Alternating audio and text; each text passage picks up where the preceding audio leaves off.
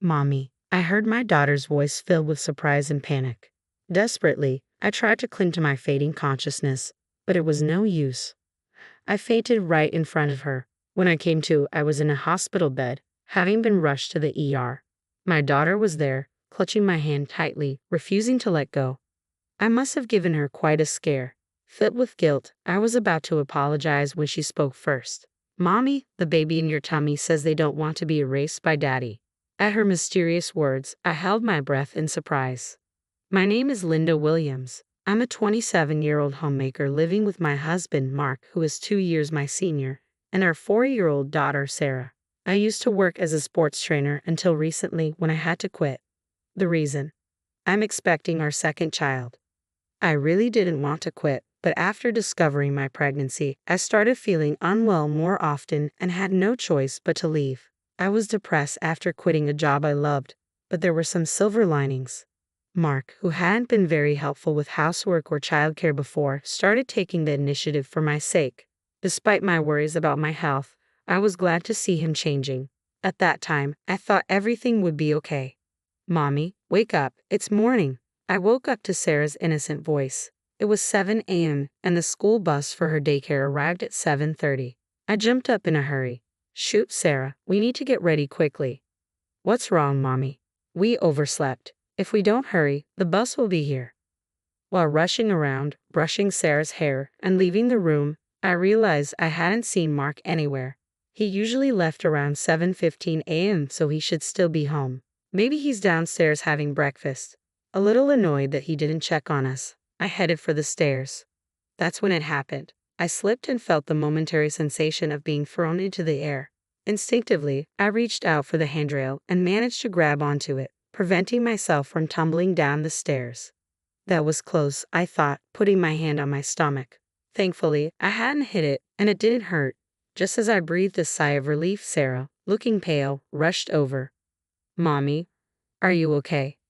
I'm fine, honey. Sorry for scaring you. Regaining my footing, I embraced Sarah. Just then, Mark, who must have noticed the commotion, rushed over from downstairs. What happened? I slipped and almost fell down the stairs. Whoa, be careful. I'm sorry, but it was like the floor was slippery. And the floor seems cleaner than usual. I hadn't noticed until now, but the wooden floor in the hallway was sparkling as if someone had polished it. Then Mark, in a flustered manner, said, Oh, right, I waxed the floor last night. Wax? Why would you do that all of a sudden? I noticed it while cleaning and got a little too excited. I'm sorry. I see, I replied, surprised at the idea of him waxing the floor, something he had never done before. But he had been doing a lot of housework recently, so perhaps he had started noticing the little things. Once men start paying attention to details, they just can't stop, can they? Even though I found it a bit strange, I decided not to worry about it. A few days later, on a Sunday, Mark had to go to work, so I decided to take Sarah to the park, just the two of us. Before, I would run around and play with Sarah, but I can't do that now. I watched her playing on the swing, a water bottle Mark had prepared for me in hand. Who would have thought that Mark would start preparing things like a water bottle for me? When Sarah was first born, Mark was so uninterested in anything to do with the house. It still brings tears to my eyes when I think about it. He also had no interest in Sarah, and every time I said something to him, he got grumpy and started coming home from work later and later. The fact that he now prepares a bottle of water for me is still a shock, but I can't hide how happy it makes me. Thinking about this and feeling a bit thirsty, I decided to take a sip of the tea Mark had prepared for me. Then suddenly, Mommy? Sarah's voice cut through my thoughts. After drinking about a quarter of the bottle, I suddenly felt dizzy and began to feel unstable on my feet. I grabbed onto the fence of the swing for support, but even then, I could feel my strength fading, and it became increasingly difficult to stand. Mommy, what's wrong? I tried to respond, but my voice was weak. Mommy, hearing Sarah's surprised and worried voice, I felt a wave of guilt and fear wash over me.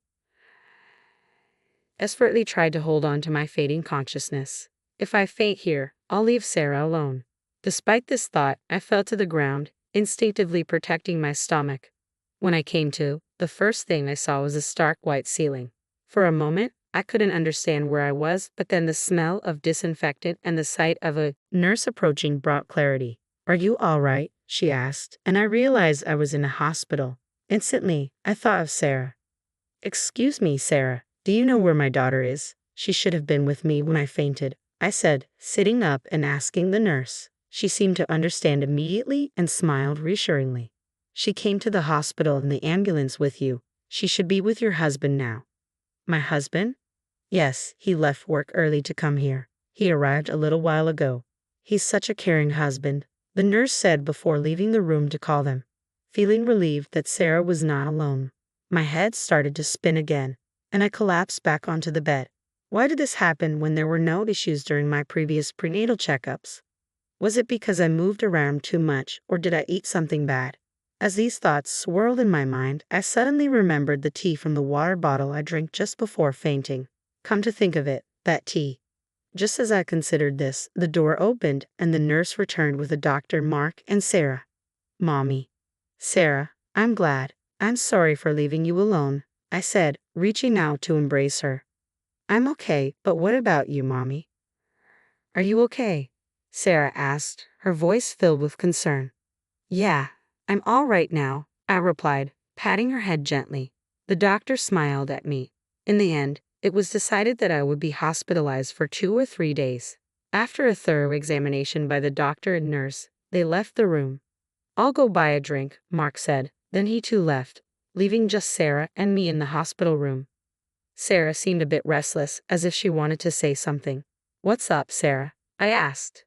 Mommy, can you keep a secret from Daddy? She asked. Huh? Okay, but why? I replied, curious. Although I wondered why she was asking, I nodded in agreement. Sarah brought her face closer to mine, wearing a serious expression. The baby is saying they don't want to get erased by Daddy, she whispered. Huh? I was momentarily speechless, unable to understand what Sarah was saying. She pursed her lips in dissatisfaction and spoke a little louder. The baby is saying Daddy's being mean and the tea in the water bottle. At these words, I was taken aback. I, too, had sensed an unusual bitterness in the tea from the water bottle. At the time, I thought maybe Mark had bought a different type of tea than usual and didn't give it much thought. But now, considering the dizziness I felt just after drinking it, I started to wonder if there was a connection to my fainting. What does she mean by the baby is saying? Just as I was about to ask Sarah more questions, Mark came back into the room. Hey Sarah, I'm sorry I'm late, the cafeteria was crowded. I swallowed my words in surprise, and Sarah seemed uncomfortable, burying her face in the bed.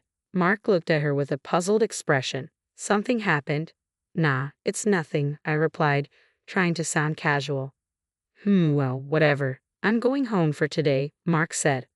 I have to work tomorrow, so just rest up, okay? Mark said as he took Sarah's hand and left. My daughter showed a momentary reluctance to leave. Let's go home with Daddy today. Mommy is staying at the hospital. Okay, Sarah replied, following him without saying anything more. I couldn't help but feel uneasy about her. Was Sarah really okay? I was worried, but there was nothing I could do at the moment. I needed to focus on getting discharged as soon as possible, so I crawled into bed. However, I couldn't fall asleep easily. Sarah's puzzling words kept running through my mind. 3 days later, I was finally allowed to be discharged. Since Mark was working, my friend Kimberly came to pick me up. Kimberly was a friend from the gym where I used to work. She had been looking after me since I quit due to my health condition. I was shocked to hear you have fainted, but you seem to be doing much better than I thought. I've been sleeping so well in the hospital that I feel much better, I replied. I'm glad. I was worried because you're pregnant, Kimberly said as we drove home. While having this conversation, I felt a bit uneasy inside. I had been constantly feeling sluggish and heavy-headed, but the discomfort improved in just a few days. The only unusual things I had done during that time were taking a break from housework and child care and eating a balanced diet in the hospital. As I thought about it, I suddenly realized something. I hadn't eaten Mark's cooking for the past few days. I remembered there had been several oddities since Mark started doing housework. Besides almost slipping on the wax floor, other things had bothered me. For instance, items were placed in unusual spots, causing me to trip. I was told the shower was ready, but when I stepped in, the hot water tank was empty and cold water came out. Such incidents occur frequently, especially in winter when cold water came out. I rushed to the hospital out of concern for the baby in my belly. Fortunately, there were no problems, but it was a nerve-wracking experience. At the time, I thought these were just mistakes due to Mark's inexperience with housework. However, reconsidering now, each incident seemed like something that could lead to irreversible consequences if one thing went wrong. Landa, we're here. Ah, yeah. Before I knew it, we had arrived at the house. Seeing my silence, Kimberly looked at me with worry. If you're feeling sick, you should say so, okay? Yeah, I will, thanks. You should rest for today at least. I'll pick up Sarah, okay? Thank you, I appreciate it. As we got out of the car together, I thought to myself that I should talk to Sarah properly once she was back. In the evening, Sarah returned home with Kimberly, who had even bought some deli food for dinner. Call me if anything happens, Kimberly said before leaving. She was like a superhero. I silently jumped for joy in my mind. Having dinner with the deli food Kimberly bought, I felt unusually well and decided to talk to Sarah again. Can we talk a bit more about the other day? I asked. Sarah nodded seriously. Can you talk to the baby in my belly, Sarah? I asked. Yes, Sarah nodded firmly. It was hard to believe, but I felt that there was no falsehood in her words.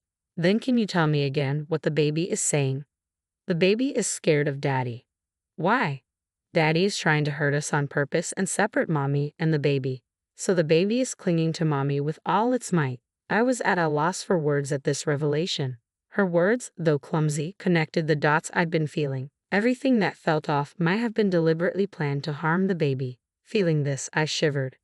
Mommy, what's wrong? Are you in pain?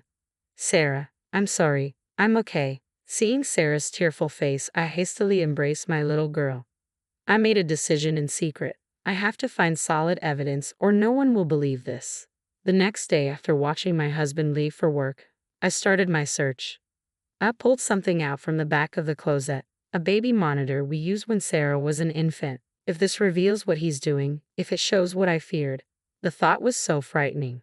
But if it showed nothing, that would be okay too. With a small hope in my heart, I hid the camera behind a houseplant. A few days later, I mustered up the courage to check it. I can't believe this. It's too awful. What was captured there was unimaginable enough to shatter my small hope. I made up my mind. I absolutely won't forgive this. A week or so passed since I saw the footage. I left my daughter Sarah at my parents' home earlier in the day, then tidied up the entire house and prepared a perfect dinner before Mark came home. Mark, who finally came home, was surprised to see the lavish meal set on the table. What's going on? I could have made dinner. I can't let you do anything dangerous anymore, I replied. Ha! What do you mean? I didn't miss the flash of caution in his eyes. I mean exactly what I said. What have you been feeding your pregnant wife all this time? I don't get it at all, he said, trying to sound innocent. My health has improved significantly since I stopped eating your cooking for the past week. What's that supposed to mean? He asked, slightly shaken. I had pretended to eat your cooking and threw it all away. When I told him this, he looked even more unsettled. Also, when I checked around the house, I noticed the non-slip pad under the rug was missing and the anti-tip device on the bookshelf next to the bed was removed. I got goosebumps when I found these. These were just targeted at our baby. It implied I was also a target. When I glanced at Mark, his mouth was twitching as he tried to force a smile. Now that I think about it, there was a time when body wash had spilled on the bathroom floor after a shower and things fell from shelves. If I had fallen and hit my stomach, it would have been a disaster. Those are just coincidences, right? Maybe I just made a little mistake, he said nervously. I thought so too until I saw this. I thrust my phone in front of his face and played the footage recorded on the baby monitor. There was Mark talking on the phone with someone, and his voice was clearly recorded. I get it, but it's not going as planned. It's surprisingly hard to make a person disappear in an accident. Well, two people. It would be best if the baby in the belly could disappear too. Those words from the video sent chills down my spine no matter how many times I heard them. Watching Mark, I saw he was trembling slightly, unable to hide his fear. Despite being wary, I continued to speak. The person on the phone is a woman, isn't it? Once I'm gone, you're planning all these things with her, things too disgusting to even mention. You're spying on me like this. I'll sue you. How dare you? Do you even understand what you've done? Mark shouted. Just shut up. Just shut up. No longer able to find excuses, Mark's face turned bright red as he lost control and lashed out at me. Instinctively, I hunched over to protect my stomach. Just as I did, a loud bang sounded, and the next moment, I heard Mark scream. Landa, are you okay? Kimberly, thank you. I looked over in relief to find Kimberly, who had easily subdued Mark and was laughing. In fact, she's a strong woman who has won the national wrestling tournament multiple times. For the day, I had asked Kimberly to stand by in the next room just in case. Mark, pinned down by Kimberly, was already red-faced and bellowing. You think you're alive because of who? Me, right? Yet you annoy me with demands to play with the kids and help with housework. If you all would just disappear, I could live freely. Just get lost for my sake, you idiot. So that's what you think. But thank you. Ha! Actually, you just helped me a lot by self-destructing. Saying so, I thrust my phone, which was in call mode, in front of Mark. The call was to 911. Actually, it had been in this state for a little while before, so all of Mark's words had gone straight through to the police. Please, not the cops.